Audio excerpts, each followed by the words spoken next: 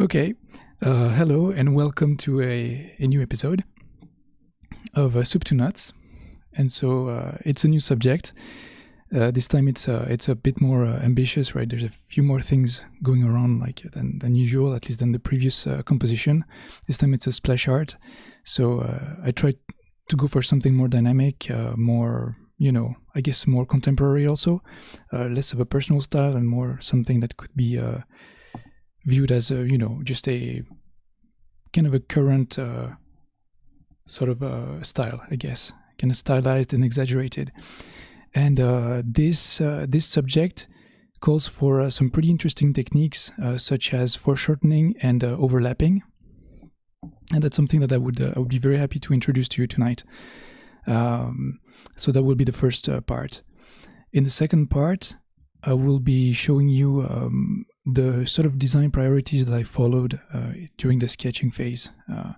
So, especially like where to place detail, the focal areas, the places that matter in the composition.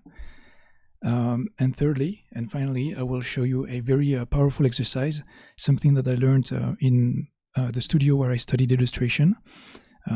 So that was in China 10 years ago.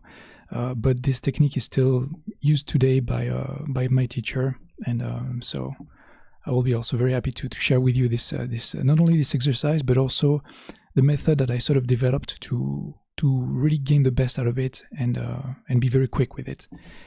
So yeah, that's it. Without further ado, let's get started. So here are a couple of early thumbnails. That's when I was thinking of making a vertical composition, kind of like what I did before with the previous subject, right? The infected crew member. So that would have been your classic card art with a composition that's very centered and focused and zoomed in on the character. Eventually, of course, I went for a horizontal composition, but still I thought that I would use these early thumbnails to kind of highlight some principles about foreshortening, for example. And so this is, on the left is the wrong thing, and on the right is the right thing. Okay, so for now, this kind of looks like a game of, a game of 7 mistakes, right? But actually, once I turn on the perspective, you might start to understand why they're different. And this has to do with a pretty basic mistake, actually, that I see, I used to do, of course, and that I also see some more beginner artists do, especially if you're trying for the first time to implement foreshortening to your compositions. And that mistake is, so let me zoom into the left picture. That mistake is to do, only one limb, in this case the leg, that is sort of exaggerated and foreshortened, you see. It's like bigger than the rest, and the rest is kind of flat, right? The rest is like kind of like on an even plane. Everything is kind of at eye level, right?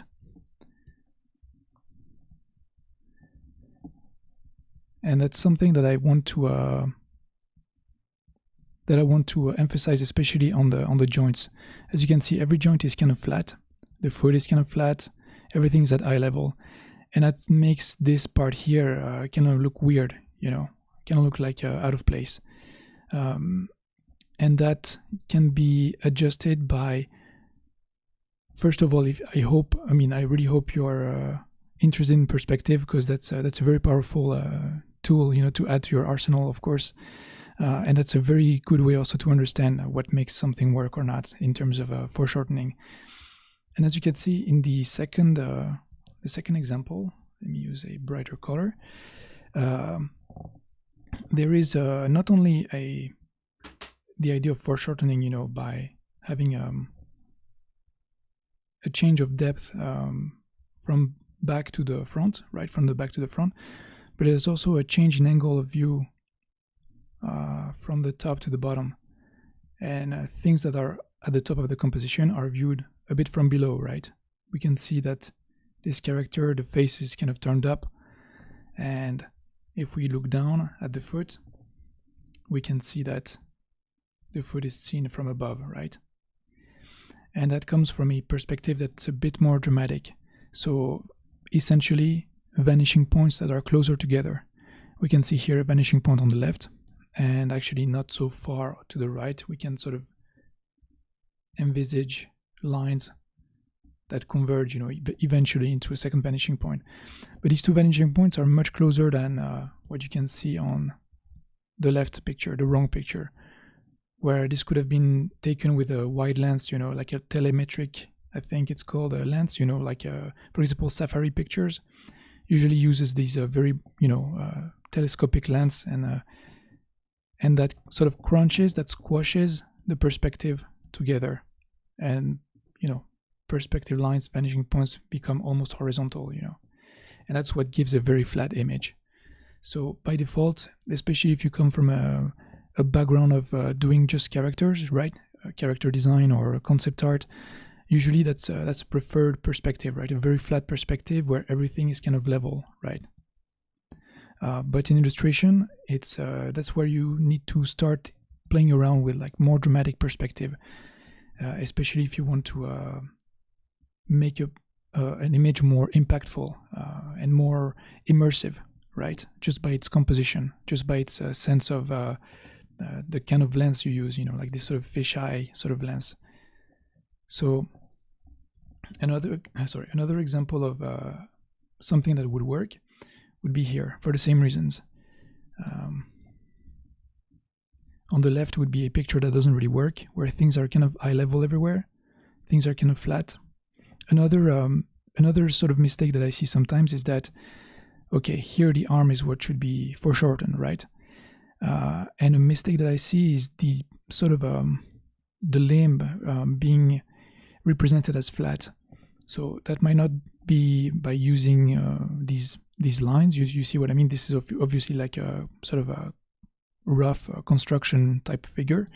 So you might not use these lines, but it can be manifested by, for example, leather straps or maybe sleeves that are rolled up in a very flat fashion like this. And this completely kills the idea of foreshortening. On the right, for example, that would be, let me use another color. That would be a better example of foreshortening, where limbs are indicated with very round, cross sections, very round joints and cross sections. So you see, that's already a very big change in the idea of volume, in what we can see and represent ourselves as being in volume. And for the rest, it's kind of the same thing, right? I see a lot of this sometimes, very flat sort of cross sections for the limbs, whereas a better solution would be, of course, to indicate that as well, like this, and also kind of flat grounding. Wherever the character touches the ground, you can see it's almost at eye level, or at least much closer to eye level, compared to this solution here, where we can see we have a sort of diving view onto the feet, and a counter diving view, like an upshot at the face. So by exaggerating the angle of view of objects that are away from the horizon, you really accompany and complement this foreshortening very, very well. So this is kind of a very simple but very strong tip, a very strong principle. These are the best tips I always that I prefer. I mean, it's like things that are simple and that kind of sort of impact your drawings on a more fundamental level, a meta level, as it were, right? So, and you don't need, I mean, if you do, and I really encourage you to do that, try to play with perspective. But if you don't, if that's really not your thing, at least try to remember where the horizon is and try to play up the way things angle away from that horizon. Try to make sure we look down on the feet and look up at the face, if the foreshortened limb is like at eye level, let's say.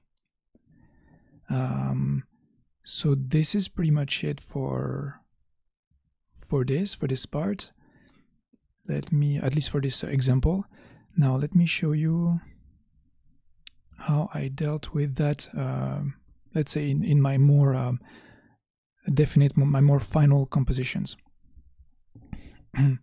So as you can see here, those are very rough. Let me remove some background effects. Okay, so those are very rough, and for each one I tried to do a very different pose, right? And that's something that I heard some of you might have trouble with, right? In our private hangouts, we sort of discuss this sort of stuff, and I advise you to do the following. Try to like set up a reference sheet that is composed of 6 very different running poses. You know, these are picked up from the internet, from Pinterest, right? I searched parkour, you know, running motion, manga running, you know, like these sort of keywords that can channel your research into the right direction. So what I was looking for was very dramatic, very immersive, and very tense running poses. And making sure that they were very different, of course, from each other. And once I had that, sorry, a little preview here. Okay. I just set it up on the side like this. And set up my my blank, you know, canvas on that side. And just went about pretty much replicating these poses, but of course with a bit of a personal twist. Actually, let me clarify, right, let me make it clearer for you guys. And that sort of brings me to a sort of second point, which is overlapping. Of course, you can see there's a bit of foreshortening here and there. Some limbs are closer than the others, and I try to make sure to exaggerate, you know, other features like that, but that's still pretty rough, right? But one other thing that helps me discriminate between the good poses and the worst poses is how elements overlap with each other or not. And that's a tip that I learned from an art director at Niantic. I work with him on a small card project, and because it was a card, a very cards were small and they were meant to be viewed from a phone mostly. I thought, okay, I'm gonna make a lot of very clear poses, right? Like this Mario type pose, right, where all the limbs are very clearly detached from each other and nothing overlaps. And he was not pleased with that, and he told me, no, make sure you overlap some stuff. Take a risk, you know. Make sure we sense that things cover other things, and that's so that we see more volume. You know, that we have an understanding of depth and how to say things being closer to us than others by overlapping over each other. So that's another very simple tip, very innocuous. You know, it doesn't sound like much, but that was such a changing, that's such a profound impact on my art afterwards that I really want to emphasize that and share it with you. So basically that sort of tip in the back of my mind, you know, it's like this sort of mantra. It keeps coming back every time I try poses. Sometimes I forget, but then once I have enough poses, I realize, oh yeah, that's why this one on the top right doesn't really work. It's like, again, it's this sort of Mario 2D pose, right? It doesn't really, we don't even sense the angle, whereas this one is already a little better, this top left, because we can sense that the left side arm overlaps over the chest. We understand, okay, the direction where this is going, and the foreshortening of the leg by being a bit bigger lets us understand also that the character is pointing this way. So try to combine overlapping and foreshortening, and you'll have great results. At least with these two tools, you will have something to really be critical, you know, with your own art. Something solid, like a solid principles to really take your art in a better direction, I hope. So right, I was kind of comparing these poses, right? And I was trying to picture which one had the best sort of motion lines, right? So I kind of right off the bat discriminated, discarded, the top left and right and the bottom left, because there was not enough overlapping, right? It was too, I don't know, splayed and spread out, right? These three there, like the three remaining ones, were a bit more interesting. And I especially liked the middle right one because the running pose is much more discombobulated. It's much more disorganized, and it has a more comical potential. More dramatic, tense potential compared to, you see, the middle left, which is much more I don't know, like a sprinter's motion. It's like somebody who's confident, secure, who's not about to fall, who's not encumbered by stolen loot, maybe. As you sort of devise these poses, you can also start imagining what justifies that pose. Is my guy running? Is he stumbling? Is he parkouring, like this bottom right pose? And that's the beginning of that gets the ball rolling, as so to speak. And there was a bit like the middle left, sorry, the middle right one was a bit risky because, as you can see, let me use a clear color. There's a bit of like, it's not a tangent, but it can become confusing. So it was a bit risky, but I liked the potential of a stumbling, bumbling kind of thief, not very good at his job, trying to run away from guards, enemies, whatever. So I sort of I went with that, but I thought, okay, be careful, like this area here, it's nice and all, but let's make sure it kind of overlaps enough with another limb, like this. Okay, let me just read the comments for a second. There's a Voita, you said there's a bit of a rule of thumb in storyboarding that the more you make things come towards the camera, the more impactful and dynamic the composition. I feel like it's somewhat parallel to what you just talked about. Yeah, totally, absolutely. You're trying to break the fourth wall, so to speak, right? You try to make us forget that there's a screen, right? And you try to, like, foreshortening is kind of threatening, right? It makes the whatever is coming towards you all the more, I don't know, it exaggerates the proximity towards the viewer, right? So yeah, definitely that. And when you have foreshortening, kind of hand in hand, you have overlapping also, because let me zoom in here. If this hand was foreshortened, it would sort of overlap, with the leg, and we would have to think, okay, let's be careful here, avoid tangents, right? Oops, sorry, wrong one. Okay, you see, like, try to avoid lines that almost overlap, like overlap or don't, but no in between, no tangents, and try to make sure you exaggerate. For example, make the elbow stick out a little more, and make the leg maybe come out at a different angle, like an opposite angle. If that's your curve like this, make sure the elbow maybe has an inverted curve, and that will be hopefully enough. With rim light, with design, with colors, you can like increase and emphasize and clarify the difference, of course. But these are basically the two sort of very simple but very hopefully impactful principles that I wanted to share with you regarding foreshortening and right, and overlapping. So I guess I'll move on to the sketches. So I'll just close this. I'll also close this. I'll reopen it if something comes up, or if you want to let me know in the comments if you want me to maybe repeat a point or expand on some information. Okay. And yeah, sorry, it's a bit all over the place. All right. This is my sketch file, and so just like last time, right? Like the last subject, this infected crew member, I sort of figured out my design during the process of illustrating, like during the process of sketching, and that's something that I would like to recommend to you guys if you are doing, for example, the challenges, but you're already kind of short on time, right? You may have a different job or other courses you're following or whatever. So even if we have a month to do these, you might want to like sort of streamline your process.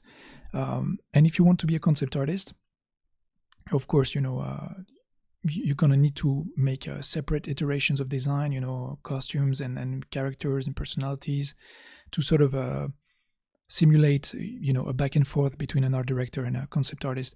But let's be honest, you know, like if it's just among us and you just want to build a portfolio, let's go straight to what works, right? And to me, what works, because I'm also kind of short on time, right? I have other assignments to do for clients and whatever. So usually I can spend a week on a piece. So usually this is how I proceed. Let me show you. First of all, okay. All right, this is a bit messy. Let me clarify. Okay. From the thumbnails that we just showed, right? I would take the one that I prefer, and I would use it. I would blur it and use it as a sort of a loose reference, and really build a clear sort of pose with a clear, like a neatly sketched head. That's the basic. And think, you know, of the overall, how to say, this sort of a rough story that's going to come with it. So just due to the pose, like I said just before, right, I'm thinking of a stumbling, bumbling, awkward, clumsy thief that's kind of in over his head, right? He stole from the wrong manor, and now he's like pursued by guards or enemies or something, and he's like, geez, I just gotta escape right now. And so he's running through the sewers, right? He's making his escape through the sewers. So I went for a sorry. So the pose is basically just a refinement from the thumbnail, and the head, actually, let me open this file. Okay, here is my sort of process for the head. Basically, I started from just a very basic, like street urchin kind of character. Like I shared with you, by the way, my reference board, right? The thing that I used, and so you can see, like, it's just a street kid with like messy hair. I don't know, playful, kind of a mischievous eyes.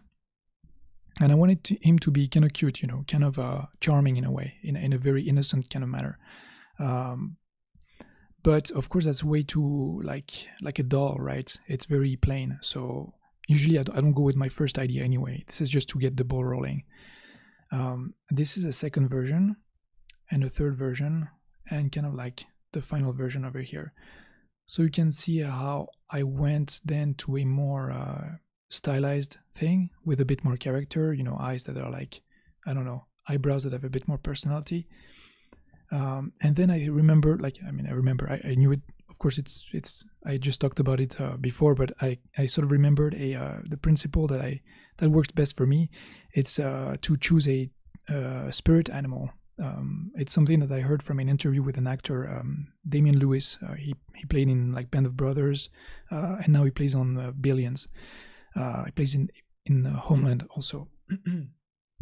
And his big thing is to, when he develops a character, he chooses a spirit animal. And in the case of his Billions character, it's like a cheetah. He likes this sort of you know, this lone predator, very lean, very focused, steely-eyed, you know, and that can pounce on the opportunity when it comes, you know. So I thought that was a very cool way to at least, how to say, break the ice and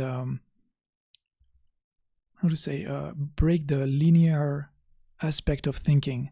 Because, okay, if I think thief, I'll go straight to like a costume of a thief. Like I'll straight go for like a street urchin, so a kid with like, you know, like a skinny kid.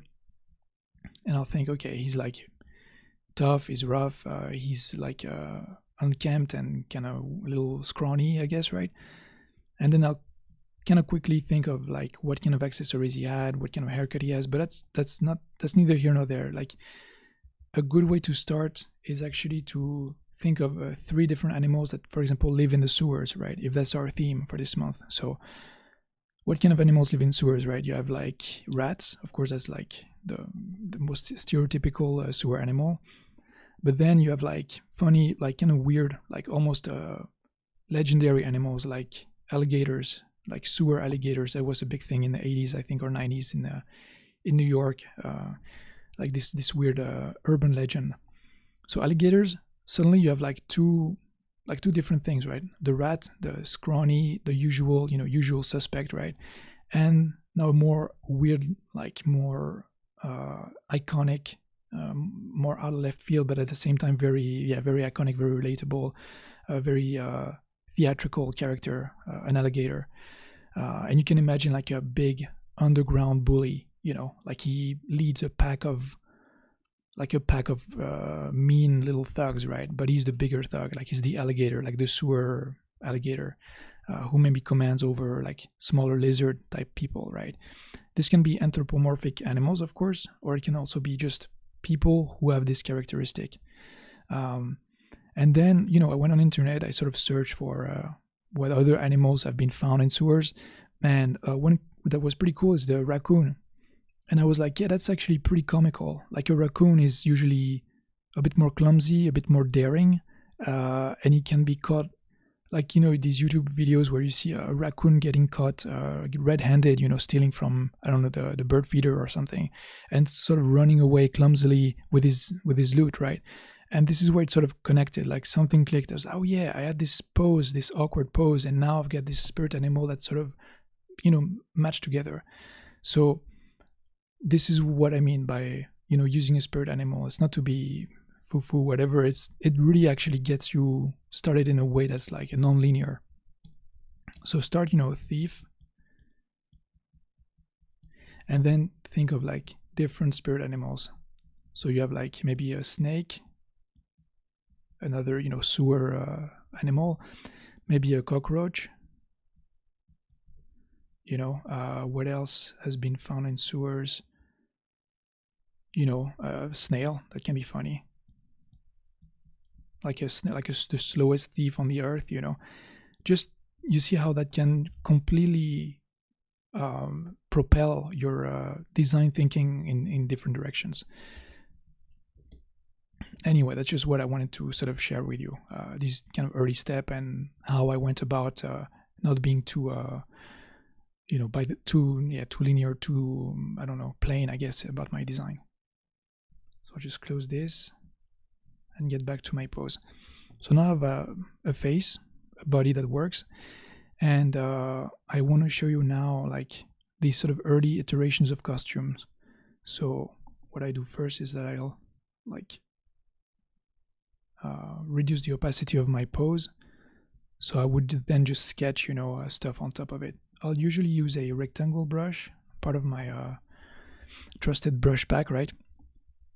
And I'll just go, you know, devise kind of, you know, costumes using this is already less creative, I guess. You know, it's less meta. It's more like micro, you know, design already. You're kind of okay with the pose, and now you're just coming up with funny, you know, quirky, interesting costumes that maybe reflect the personality of a raccoon even more in this case.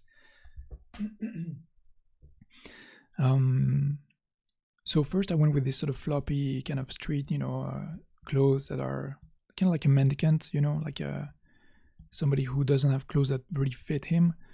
But then I sort of tried something else. So that's already more developed because obviously, you know, I spend more time on it. This is already more like a direction that I preferred pretty quickly, and that's because okay, I think Emily, you sort of you know, we talked about it in one of our hangouts. You kind of like the idea that he had like tights, you know, so more, you know, purpose driven, more professional clothing, you know, like a parkour thief. You don't want to get caught in on nails or whatnot. You know, you want to be sleek and you want to be slippery, right? You don't want to leave anything for an enemy or a guard to grab on you, right?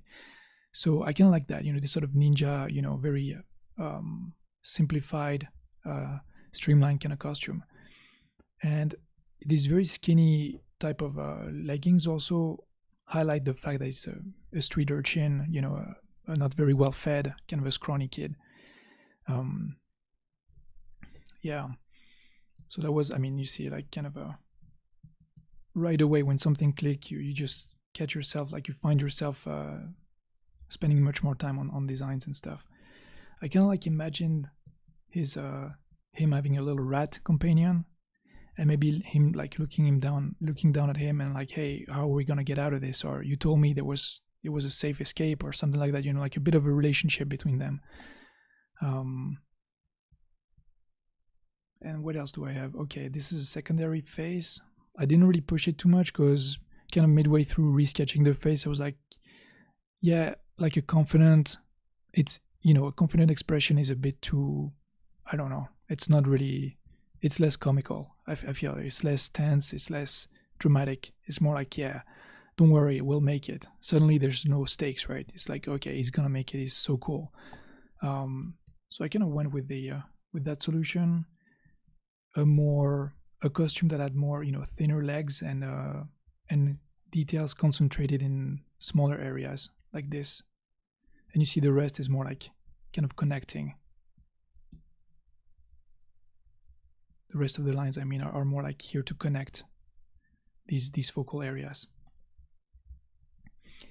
And that actually brings us to a to our intermediate sketch, and a very interesting principle which I want to share with you. So if I remove like the superfluous or other sort of layers here, this is what it is. Like this is pretty much my 4 focal areas: the face of the character, the belt with its intricate sort of system for keeping the dagger in place, the rat companion, of course, and the lantern and the glove, right? And that's something that I wanted to like touch upon because like, okay, if we look at Frazetta's work, it's kind of similar, right? He goes for focal areas, and and then the body, the anatomy is here to sort of connect these focal areas, you know, the lines of the body.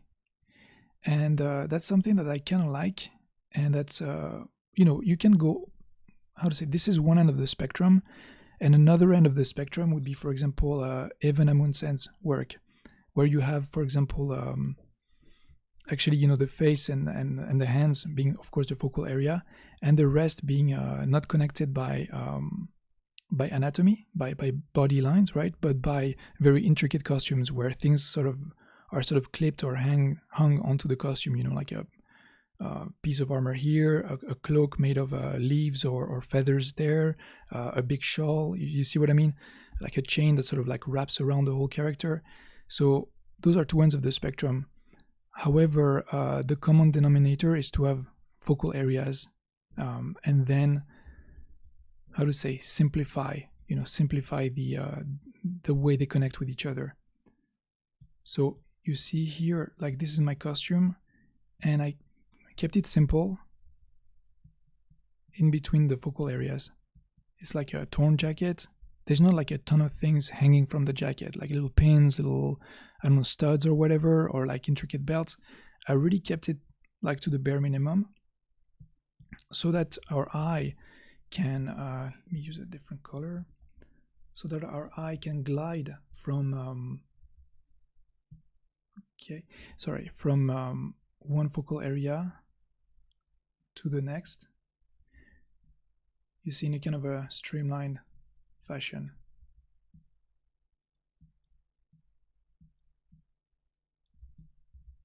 And then back here, you see, I mean, unintentionally, of course, but I even made like kind of almost like an arrow here. That's kind of funny. A seam in the costume here also kind of points towards, you see, it helps streamline and direct the eye towards like from one design area to another. And that's kind of that's a principle that I've repeated, you know, over the past few subjects, is to really be selective. You know, what's a focal area and what's not. Don't try to be too busy. Don't worry about it. You know, like the more purposeful your focal areas are, the more the viewer is going to be kind of subconsciously grateful for you not trying to mess around too much and be too busy everywhere, and kind of make the viewer lose focus. To be straight to the point and let the rest of the costume sort of act as a guide. That's really great. It's a very mature way of sketching, I feel. And as you can see, like I went straight for solutions that worked as soon as they worked. Of course, I tried one costume, didn't work. Tried another costume, worked better. I went straight for it, and that's what I maybe want to encourage you to do if you're gonna join me in the monthly challenges, but you're kind of short on time. Don't worry about it. before I used to be a very, the very first time we started this this monthly challenge, I was like, okay, I'm gonna play art director with you. I want some designs. I want this. I want that. I want to sketch by, by the 10th or something. That's cool. We can play that if you have the time. I'm there for that, of course.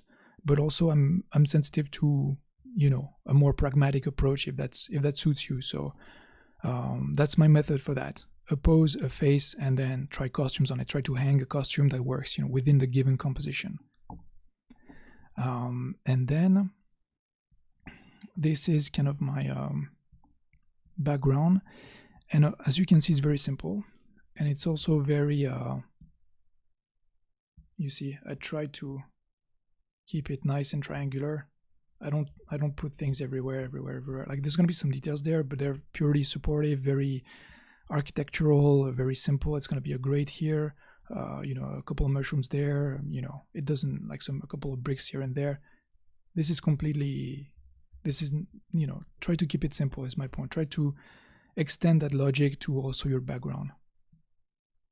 I like to have a kind of an interesting minor detail here that's kind of close to my one of my focal areas, and it's kind of like it's a reuse of the idea of overlapping. You see, I'm not making my guy like completely separated over there.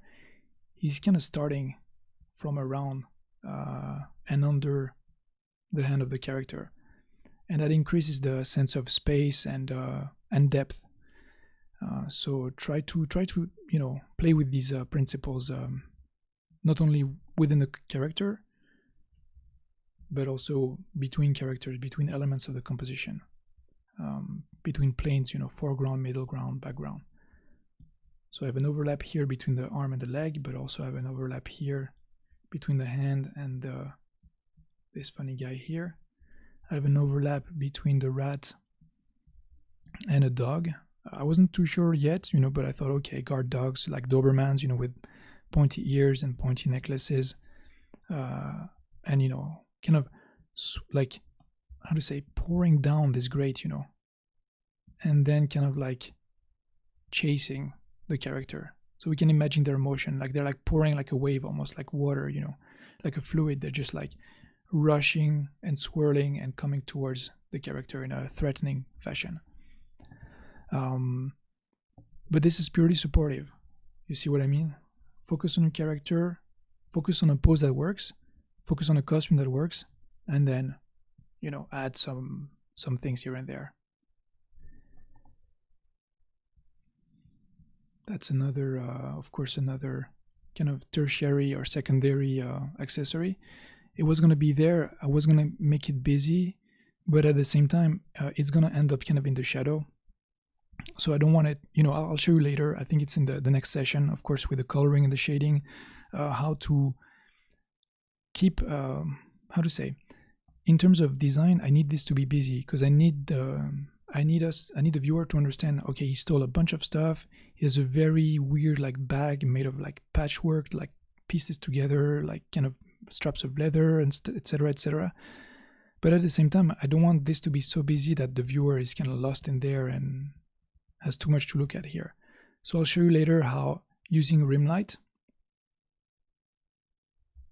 and keeping the rest in the kind of shadow here will help you make that area not too busy. But I just wanted to show you, of course, as a sketch, what it looks like here. What else do I have? I think that's about it for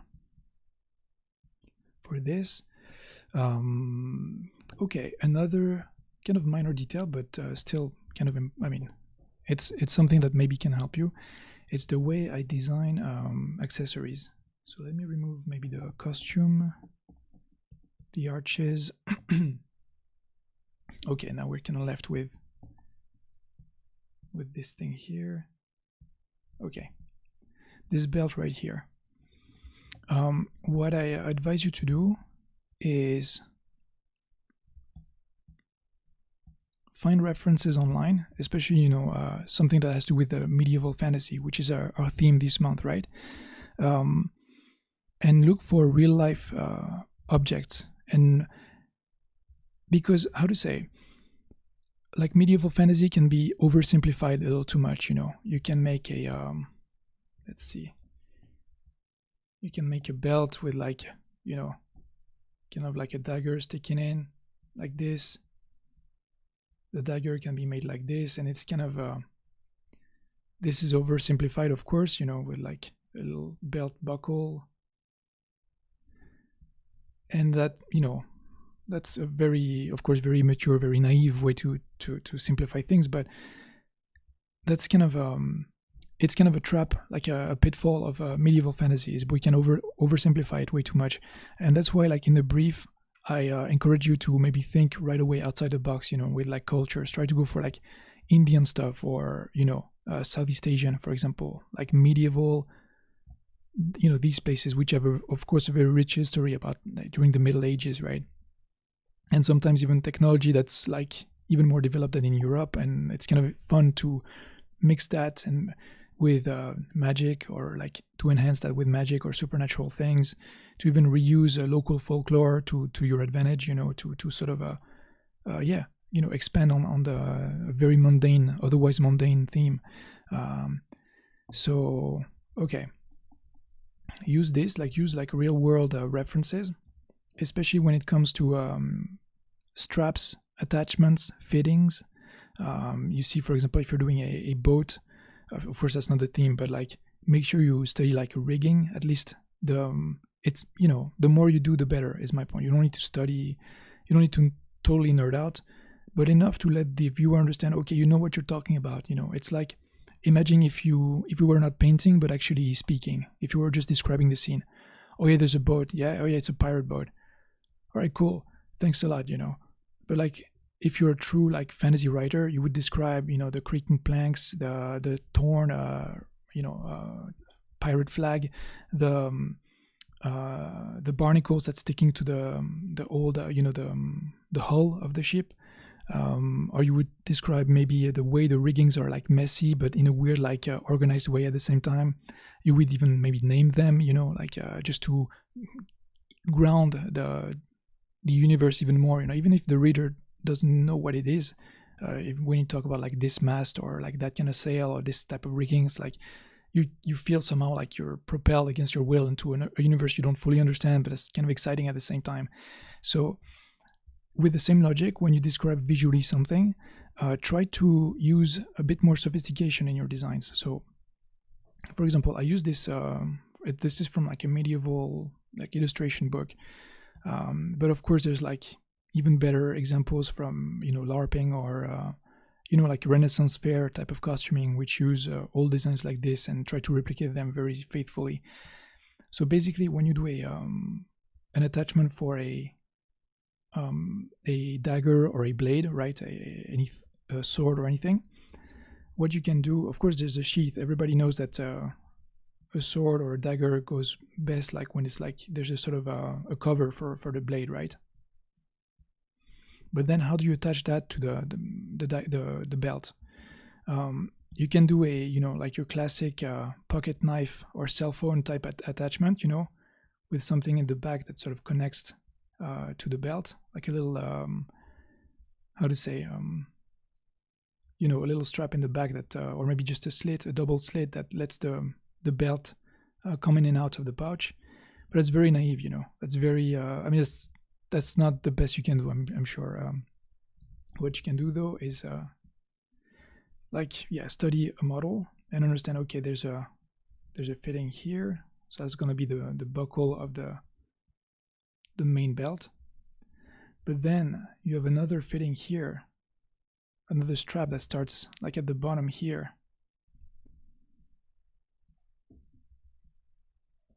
And that makes a Y shape, like this. And then you have another like belt that goes and wrap around the other direction and attaches somewhere there, on the belt, with even like a little adjustment buckle here to maybe make it shorter or or longer. And that's kind of cool. Same here, like there's a little fitting here and here, a little how to say, adjustment buckle to make maybe the strap longer or shorter, and then it sort of like attaches to the dagger or the blade. And the whole purpose of this harness is to angle the dagger in a way that's like easy to draw, because you don't want it like vertical, you want it maybe just angled just the right way for a quick draw. And you know, just like me, like probably you or anybody else, like unless you're really a fan of that era or that sort of equipment, you probably don't know much about it, and your viewer don't either. But it's super cool when you sort of nail, even in principle, that stuff, and when you kind of reinvent and exaggerate it for your own purposes. So I didn't go for a thin leather with almost no thickness to it. Of course, it's a you know, it's like a stylized kind of fantasy, so I made sure to indicate like the thickness of the leather, and I recommend you do the same also if you want to go for that style. And then I sort of reused the same principle.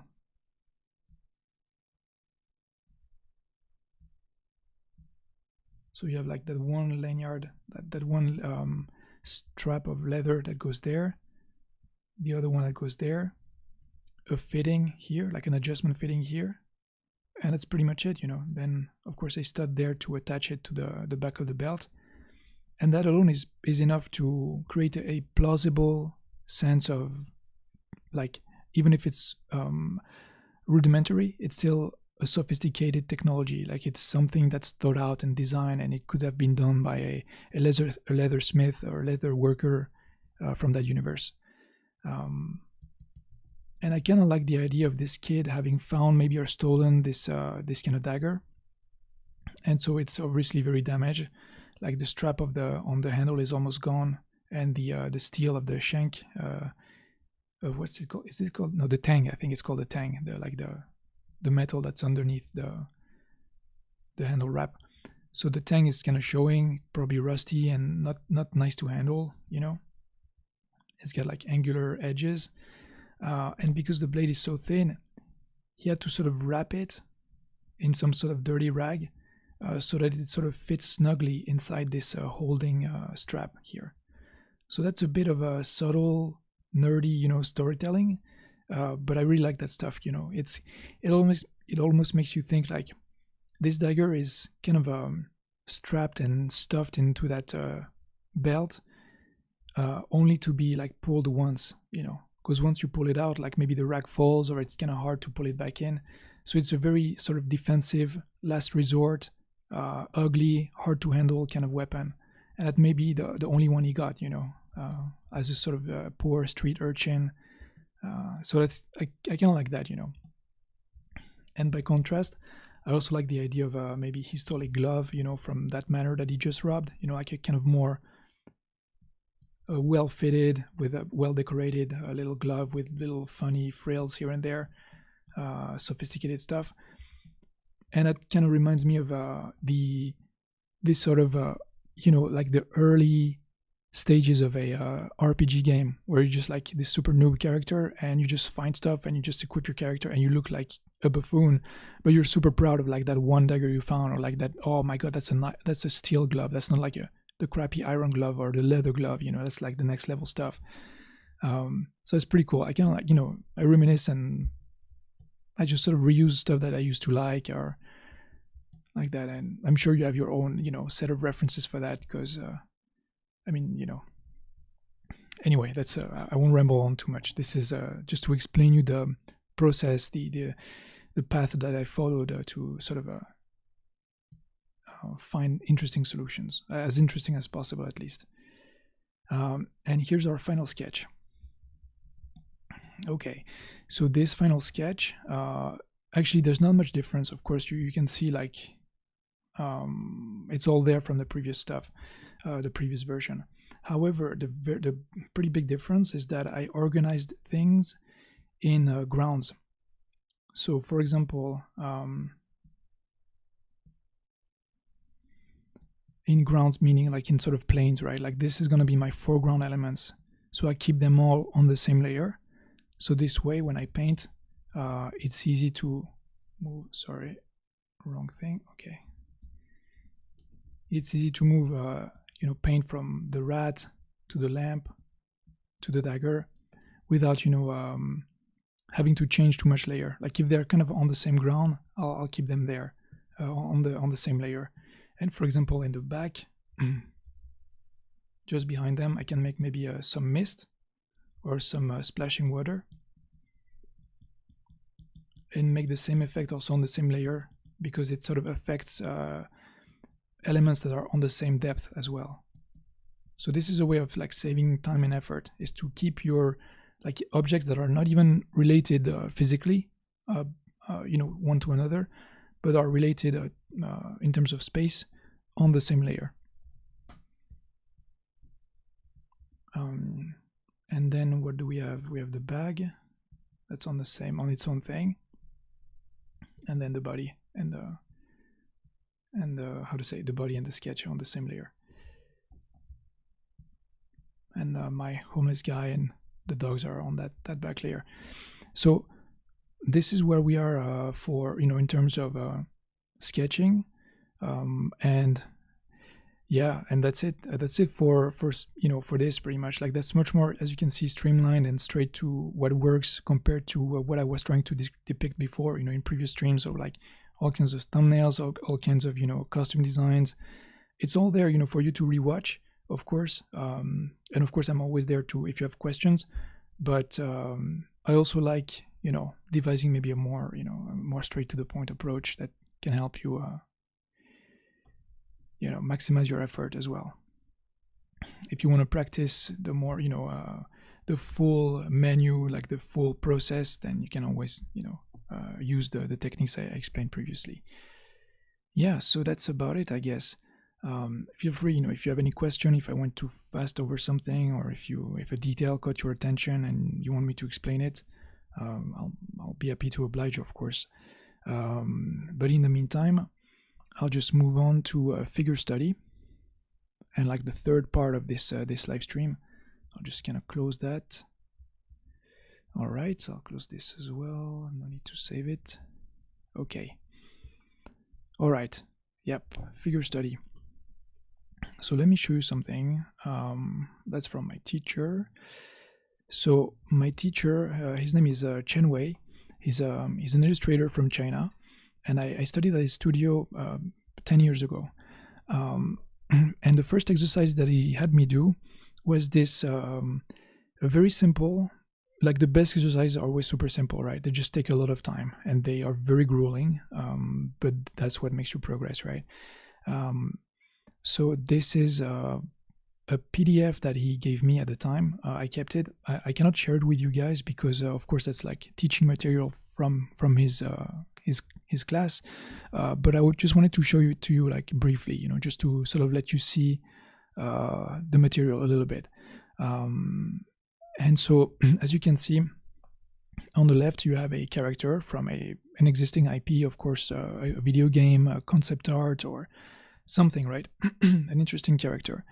And on the right you have a sort of a sticky, not a stick, but like, a very simplified mannequin, a kind of mannequin figure.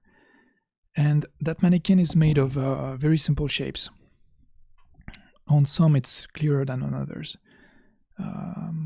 Here the shapes are a bit more simple, as you can see.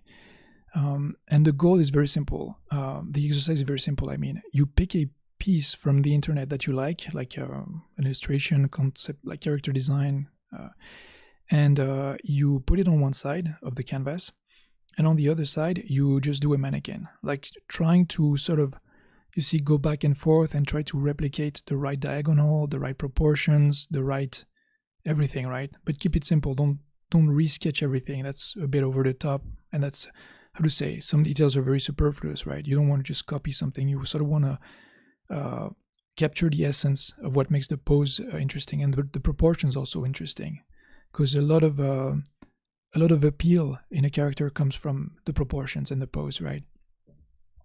As you saw, like with my early thumbnails, right? That's what I was trying to nail: the pose, proportions, body language, etc. And that's a very good way to do that. So basically, yeah, go back and forth, and like he just gave me that instruction, like try to nail it. So of course I tried, and I was horrible at it. And I'm, don't be surprised if you are too. But to make the best out of it and be kind of quick with it, I'll share with you the technique that I've developed that I'm pretty excited to premiere, I guess. Okay, Voita, you're saying in the chat, Chen Wei, so my teacher, has since separated the reference into several tiers based on difficulty, and then each tier is separated into different kind of poses and or subjects in them.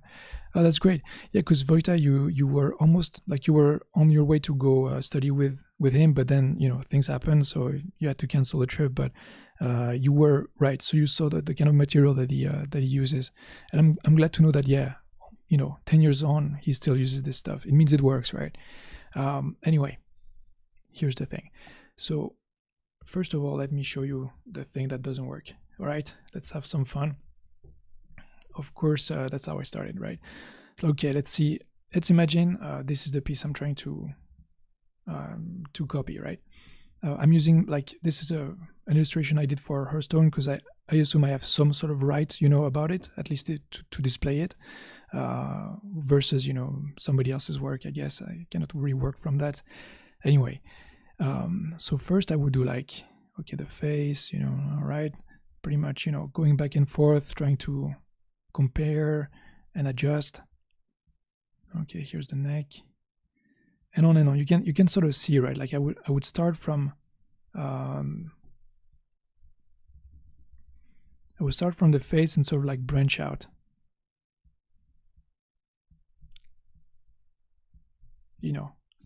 Do one limb after the other and sort of branch out like roots, right? Like a tree growing.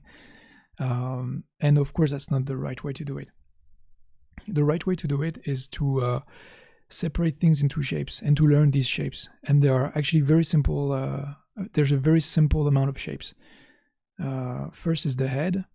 So, okay, to do the head, I won't lie to you, it's a bit complicated, right? You can simplify it to an oval if you want at the beginning. That's totally fine. In Chen Wei's material, a lot of his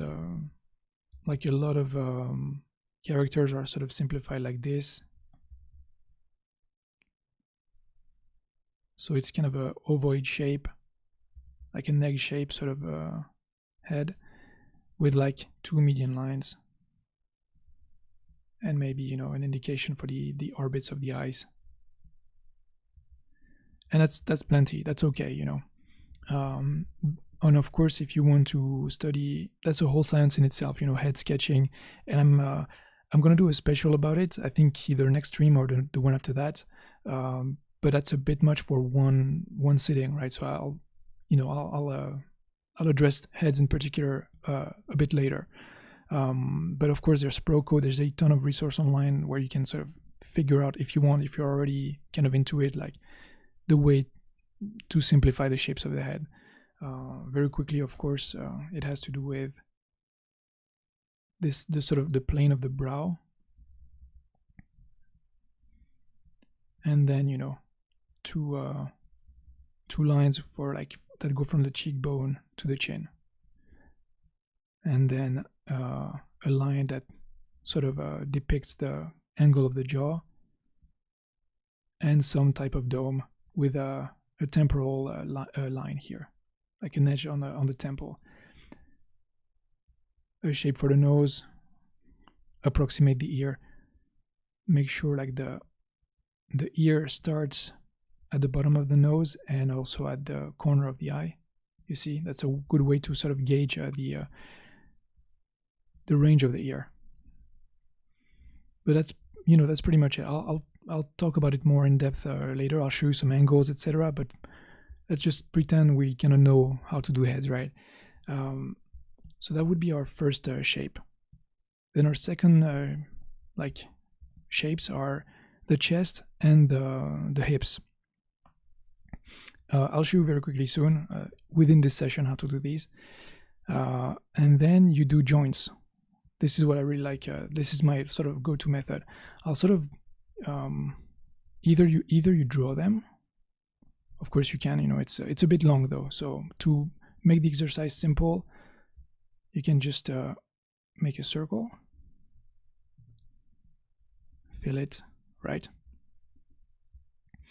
And start with the shoulders. That's usually what I start with. Make the one closer a bit bigger.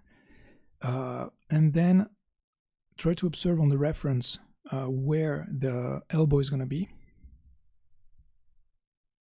And move, duplicate and move to where the elbow is going to be. And make it smaller, of course, because the elbow is, you know, smaller than the shoulder.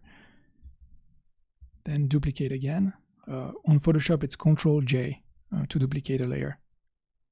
And you do your other elbow, and you try to sort of, you know, do it right, to approximate it as best as you can. Ctrl-J again. Let's make it smaller, and that will be our wrist. Try to make sure that you have a similar length between, you know, the shoulder, the elbow and the wrist.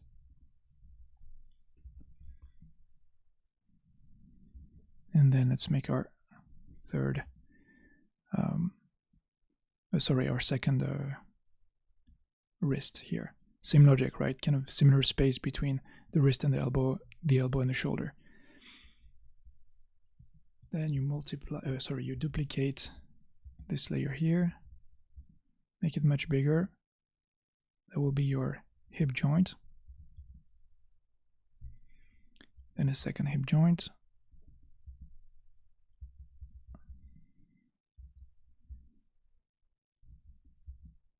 Then a knee somewhere. By the way, I can just reuse the shoulder here. It's pretty much the same size as the knee.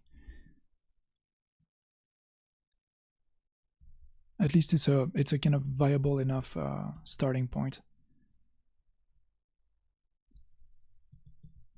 The trickiest part of this whole exercise is diagonals, to find the right angle. And then ankles gonna be like out of sight, actually out of frame, but you know, I sort of move the character up a little bit on my side to accommodate for that. You don't have to, you can, you know, go for just the right, like the same scale and framing, of course. So that would be it. I'll just delete that because it's not exactly right, but you know, this is pretty much to sort of replicate and redo in front of you this step of the joints here. And then super easy, you just connect. So let me show you how to connect it. Basically, you go from one edge to a circle to another.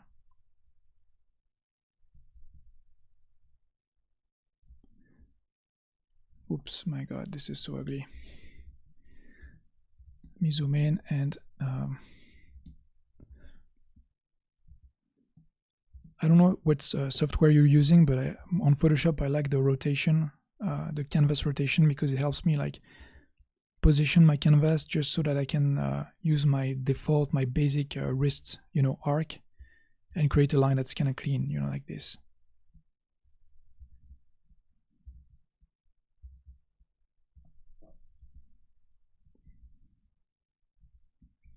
All right, and you just connect everywhere.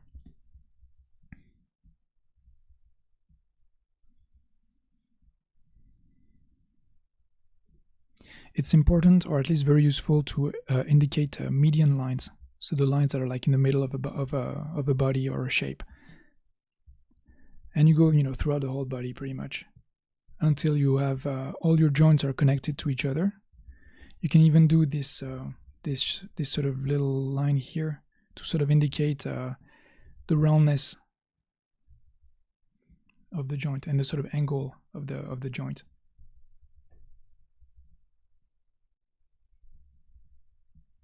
And you can even do like small like pectoral details like here to sort of indicate a connection to the chest. So I'll move on to the next steps, but of course I'll sort of detail more, but just to sort of let you see. Then you have the hands and feet. So that would be our, I guess, our 5 steps, right? The head, the chest, and the like panties, so to speak, like the sort of like underwear shape of the hips. Then the joints, the connecting lines, and the hands and feet. In session 9, I have a pretty thorough tutorial on the hands, on how to draw hands. So I won't redo it here, but I just sort of direct you to that one if you wanna. And there's even like a download associated to it, like a PSD with like the hands and the different parts that are used to make it. The different very basic shapes, and it's kind of similar logic actually. Okay, so that would be it for like at least a simple way to define that structure. So without color, that would sort of look like this. Then there's an important and pretty useful how to say shape, or at least indicator that I want to share with you, is this sort of a T shape here. So basically what it corresponds to is the collarbone of the character. So that's like, that would be the upper bar of the T, and then a long median line that goes all the way to the crotch, I guess, of the character. And I think also in session 8 or 9, or maybe 7, like it was in the for the undead pirate, this sort of zombie girl pirate, I sort of talked about it. But to sort of go deeper on this subject, basically you sort of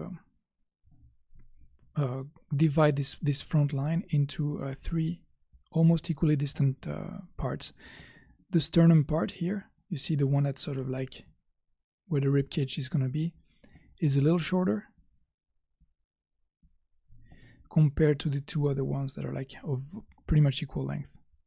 At least that's what I found. And actually I'm going to show you a model that sort of like exemplifies exactly where to put these shapes. So right here is my model.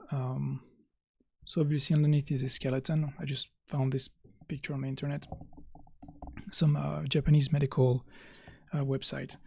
Anyway, so it's kind of a stylized skeleton, not too distractive. Actually, I'll make it a bit less opaque. Okay, so we can barely see it. So the head, like these are the basic shape. Of course, in the next sessions, I will kind of go back and show you some more elaborate ways of doing this. Sorry, I gotta remove. Okay, just wanted to clear that up. Then we have the chest. For the chest, it's a sort of it's roughly, it's pretty much actually the rib cage. It sort of follows the contour of the rib cage, with only one exception, is that we add the traps of the neck. Because without it, like if you just do really actually follow the rib cage, it's going to be a bit too narrow.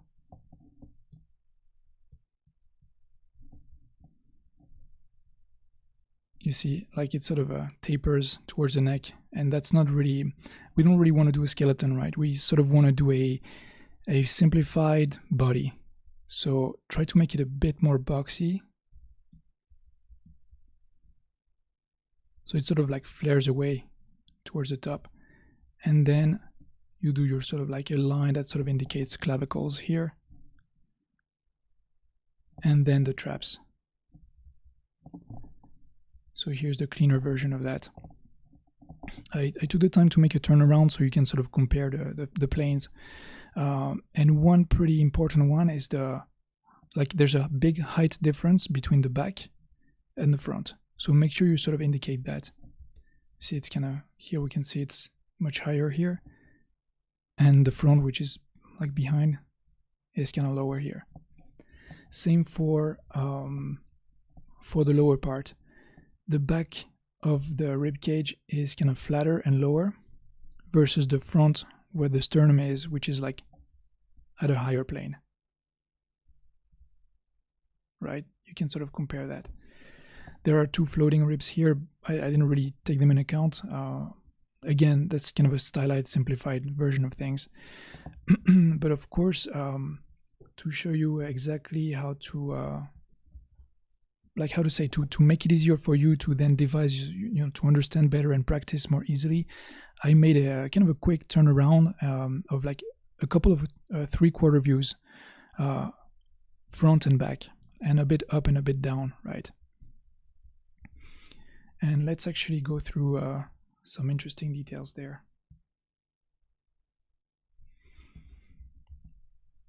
So, okay, for example, let's start with this one, the middle view, right? Here, like this shape here is kind of a, oops, why is it so, oh, okay. Wait, sorry, it's, I don't quite get it. It's, okay, now it's better. This is kind of a squished hexagon, just to let you know. And it's kind of tilted forward, right? Because the back is kind of higher and the sternum is kind of lower. Right, this shape right here. And try to indicate the sidelines here to make it somewhat, well, fully, like a full sort of hexagon. So we have 6 lines like this. It could be almost a rectangle, like a brick, but because we sort of indicate the middle line and the sternum like curves outwards enough and the back as well curves outwards enough, we can actually consider it a hexagon. It's a bit more easy like this, I feel.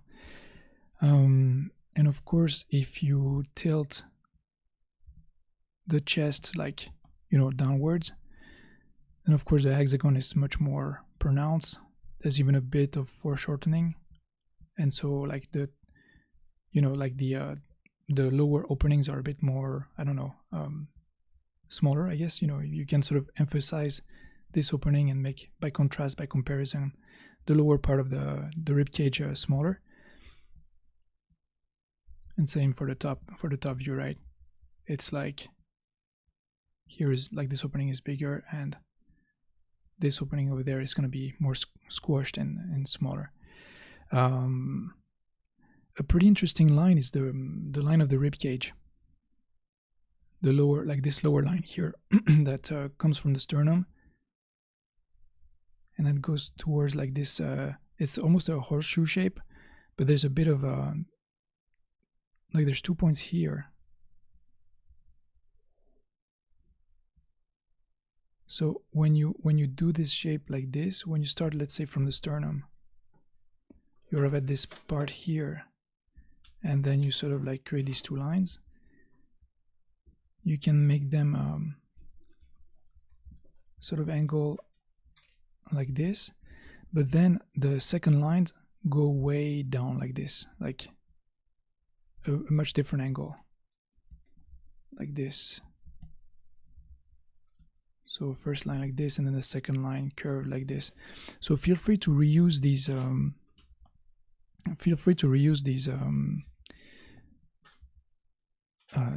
These sketches for your own benefit. For in your own work. Sorry, I'm a bit distracted because there's a noise. I'm so sorry. Okay. Sorry, just to sort of simplify, I was using these shapes here for. I made these just so that you can reuse them and put them side by side with your practice, pretty much. Now, this is the back view and how actually it would work. Here is much more squashed, compared to the longer opening of the chest cave. Right here, right? In the back view, this is the back view, it's much more, I don't know, lower, as you can see. It's a much more, I don't know, compressed form, set of lines, and much more simple also. There's no angle here. It's just a line from the middle to the sideline. So take a while to sort of, understand these shapes. I try to make them as clear as possible.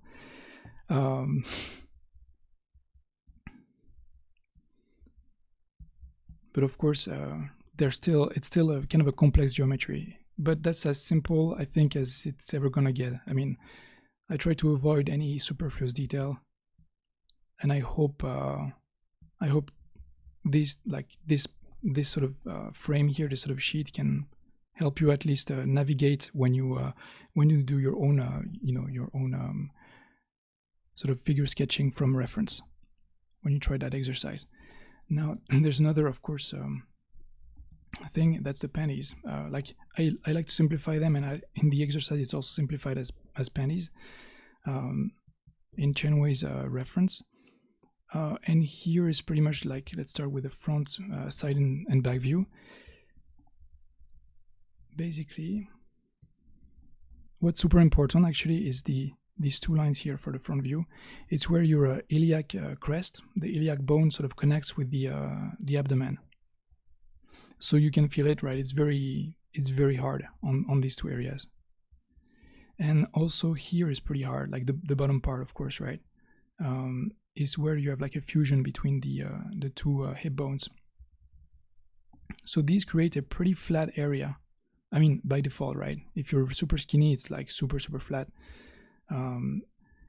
What's more fleshy and rounded, even on skinny people, is like, of course, the butt, because there's like the glutes, and for some of us, unfortunately, some fat, right? So basically, that's like the two sort of opposite principles of this shape here. Like the front is very flat and has like three kind of hard points here, and the back is much more soft over here, with a hard triangle over here. Actually, this is the small of the back. And if you actually compare with the skeleton,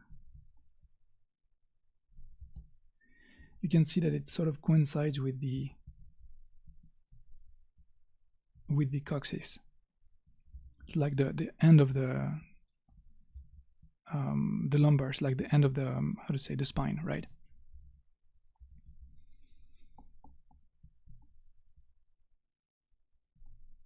Sorry, trying to, okay. All right. So now let's see on this sort of turnaround. I hope it's not too confusing. It's a bit like, now revisiting this, I'm like, after I spent pretty much the whole day doing these graphics, and now I'm like, okay, that's actually not that simple. So I'm gonna try, of course, my best to go through that that turnaround and really clarify that shape. But okay, let's go. So basically, the green surface is what faces us, right? It's like what we would see, right? And the transparent one is what would normally be hidden by the body, right? So if I continue the body here, you would have like the rib cage here. Oh my god, this is monstrous.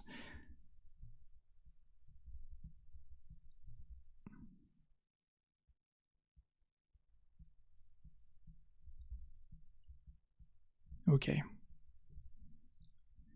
And then the head would be somewhere here, right? Then you would have the back of the rib cage here, and then the legs sort of sticking out like that, right? So I just want to make sure you sort of see like the angle at which we're viewing this. It's from above, like from way above, and now that's like, this is the inside of the pansies pretty much. So you can see how I'm trying to use basically, okay, let me see actually. Okay, basically to redo it, I would do this, like start with the harder part of the panties, right? Like the part that never really varies. It's the two iliac crests. And then a sort of course, a very curved slope towards the crotch, right? The crotch area. So that would be my sort of starting point. Then this is more of a, like you see, a kind of a rectangular shape overall, with two kind of curved sides, and then the curved back. The back is kind of more curved by default from the front, at least that's how I understand it. You see, like we have a sort of a weird like default understanding of the body. Maybe in fact it's not exactly that way, but that's a way of simplifying things that I can understand and memorize, and I hope you can too. Then I would do the middle lines,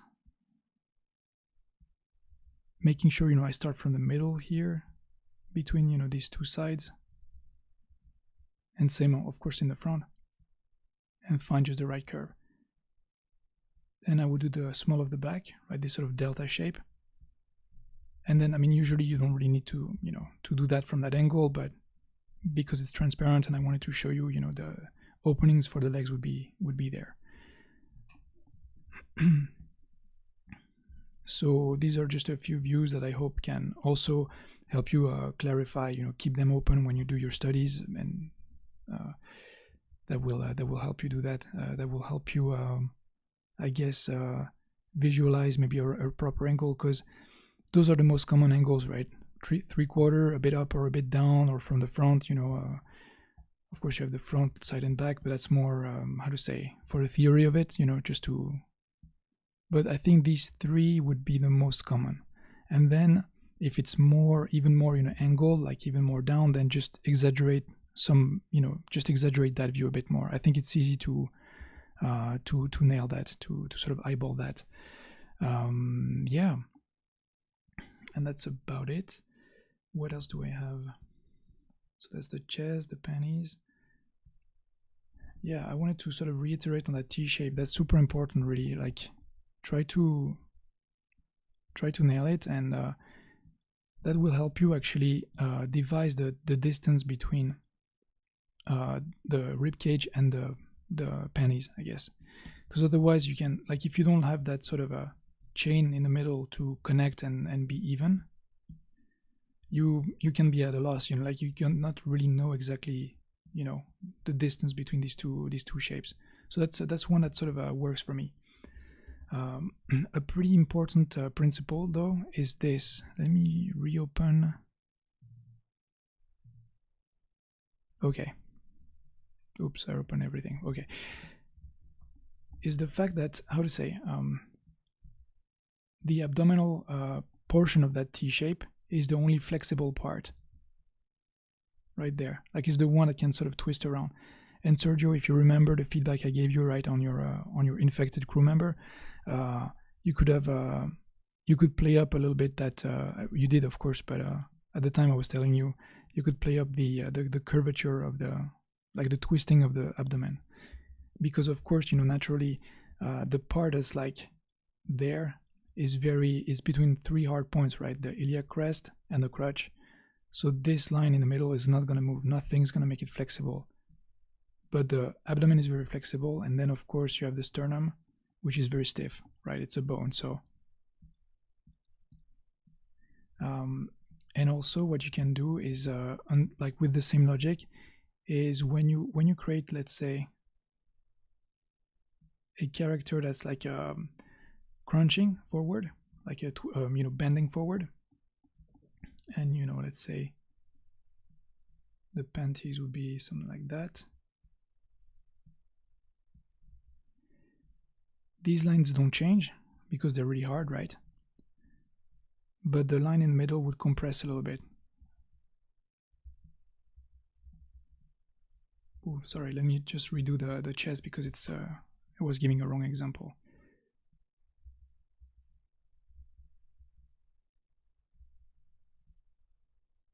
So this doesn't move in terms of distance, right? This doesn't move either. But the middle can sort of compress and become smaller because, of course, your abdomen sort of contract and your muscle like become tenser, and therefore, you know, become a smaller, you know, reduce the distance between the hips and the chest. So this is sort of indication there. The middle line is very flexible. You can compress it, you can stretch it, you can twist it, you can really play around with it. So yeah, I guess that's it. For the hands and feet, okay. For the hands and feet, let's see. It's pretty easy. The hands, well, there's the tutorial, right? I sort of went through it already, like in session 9. You can always go there. The videos are time-stamped, so you can just find the right spot for that. But for the feet, it's kind of like a sneaker, right? Or like a shoe. You have the heel part. Make sure you make it stick out a little bit. It's not like too like completely perpendicular. It sticks out a little bit. An arch for the foot, and then kind of like the toe cap on a sneaker or on a dress shoe even, right? And what I kind of like to do is make again like a middle line to help visualize the slight change in angle, left or right, up or down. You see what I mean? And for the back, well, it's pretty much the same. If you if you sort of divide the shape of the foot in these three basic shapes, you can, I think, do most of at least that study. It's not anatomically perfect, but as a sort of mannequin to quickly sketch figures, it's pretty cool. And actually, I want to show you some examples, of what that can, what you can achieve with that stuff. Let me just open them. Okay, so this is using Chenwei's PDF, but also other resources I found online, just pictures that I liked, and I just tried my hand at that. And what I want to emphasize is the thickness of the lines. You don't have to be absolutely perfectly, linear and like a super thin and how to say, a clean line art. It can be a bit loose, but not too loose, right? Like try to keep it reasonably precise. And spend the time you need to spend, that's a great exercise if you really don't know what to do. Like you should be practicing, but you don't know what to practice and you're kind of lazy. You know what I mean? Like these days, right? These happen, and this is a great one because it, you can find your reference and then get started, and it's a great filler exercise actually. That's another one. And you can see from one reference to the other, from one artist to another, like there's a ton of different proportions, a ton of different poses, and that can really help, unlock some a new flexibility in terms of body language that maybe you didn't have before. Like my characters used to be super stiff and from view, a little bit like head cocked to the side, a little bit like a brooding, menacing air, and this kind of cool warrior pose with the fists very stiffly locked and stuff. And that can help me visualize other things.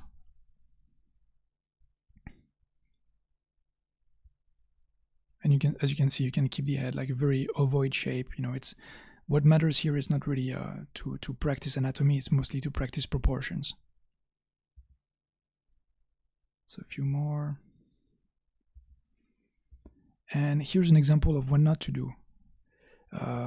Things that are too loose to truly be informative, not only to you but to your viewer. I mean, this is most likely going to be to you, but you see what I mean? If you're way too rough, you'll never sort of realize what's a good shape and what's not a good shape. What's a good line or not. This is not great. This is from me, by the way, all that. So, and this is kind of an example of in improvisation that you can do once you're used to that exercise, once you've memorized the shapes, once you can do a face, I would say a head that's just simple enough, communicative enough. Once you've understood and can replicate just by yourself the basic shape of the chest, of the panties, and once you can just place joints and connect them with lines and make these lines sort of look like limbs, then it becomes easier and easier. And I really want to see what you can do with that actually, because first step is to use it from reference, and second step is to start improvising with that.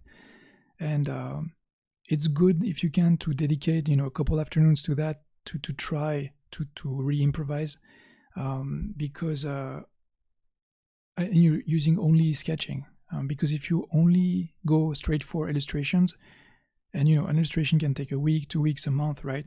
You'll only practice anatomy or at least figure sketching once or twice a month, right? And that can really delay your progress. So sketching is a good way to sort of streamline your progress. All right, what else? Okay, there's a few more things actually I wanted to show you before letting you go. So that's a simple structure, right? The one that sort of works for the sake of that exercise. But an interesting version is like the refined structure. So if I toggle them, as you can see, some things change, right? And that's kind of like what I showed you in some of the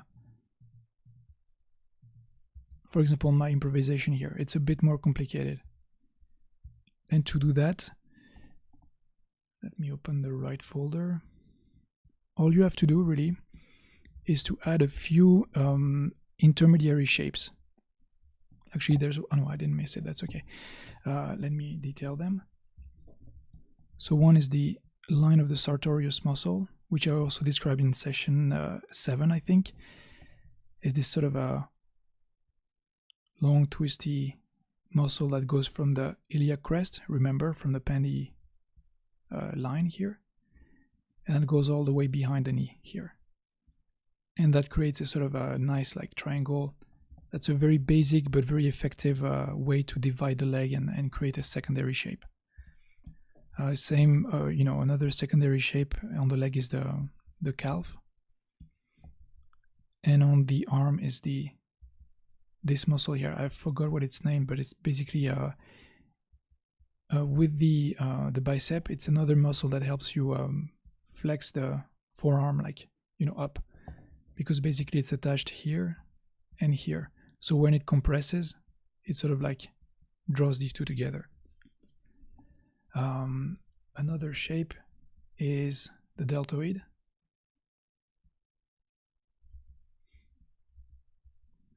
It's a triangular shape that sort of covers the shoulder and ends in a sort of point, in a sort of arrow point, you know, there on in the middle of the arm, on the side of the arm. Another secondary shape is the dorsal muscle, the latissimus dorsi, I think it's called. It sort of starts at the armpit and curls like around the rib cage. And then, well, if your character needs breast, then of course add breasts. And they're basically like also egg-shaped, usually, you know, like with a more mass, of course, at the bottom. I don't need to tell that to anybody, but just to let you know, like basically like half an egg shape, at least to get started, you know, and then a couple of middle lines to help the viewer understand the angle of orientation, you know, of the breast. That should be enough. But as you can see, it's not rocket science, and once you know the basic shapes and how to then subdivide them, you can end up with a very effective way to improvise a figure. Yeah, so that's pretty much it. And yeah, I guess that's it.